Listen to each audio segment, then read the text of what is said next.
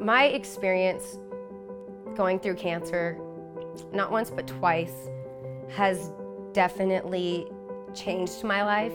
I have gained a perspective that has helped me appreciate the littlest things and what really matters. I was diagnosed when I was 14 years old with a form of leukemia called AML. Before I got sick, I was an extremely active child. All kinds of sports, basketball, cheerleading, and I was even a bull rider. I got admitted to City of Hope. We walk in, and I was immediately just hooked up with IVs and immediately got a blood transfusion. My bone marrow was 97% leukemia. My blood counts were so low that if I hadn't gotten to City of Hope when I did, I probably would have died in my sleep that night.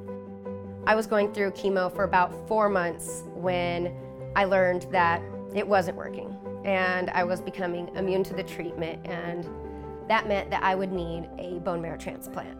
After my first bone marrow transplant, I didn't even look back. I never thought that cancer was gonna still be in my life. I thought, oh, I'm better, I'm gonna get better.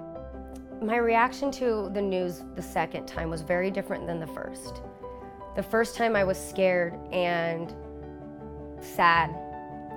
The second time I was mad and frustrated because I felt like, man, I did such a good job the first time. What? I thought I was done. All I had ever heard about AML is if you ever get it a second time, you're done. There's pretty much no chance of you getting better. And that scared me a lot. It even scared me more knowing that I had an unrelated donor. I didn't have a family member that I can go to and get their cells. I was very nervous if I would even be able to find a match. It took about 2 months of praying, trying to figure out if we were gonna have one when we learned that they found another well enough match for me in the bone marrow transplant registry. And that was mind-blowing, that not only had they found me the first one, but they found me this second one. And this second one was my golden ticket.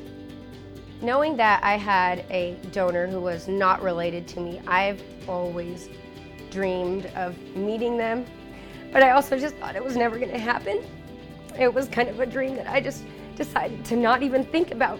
That person has given me so much that I can't even put into words sometimes. They've saved my life, and life means so much to me. The small act of putting a Q-tip in your mouth and swabbing your cheek ends up saving someone's life. That is remarkable and amazing. And knowing that somebody just made that first step to even do the swab, to enter the registry, I'm so thankful for. I would not be here if they did not make that choice.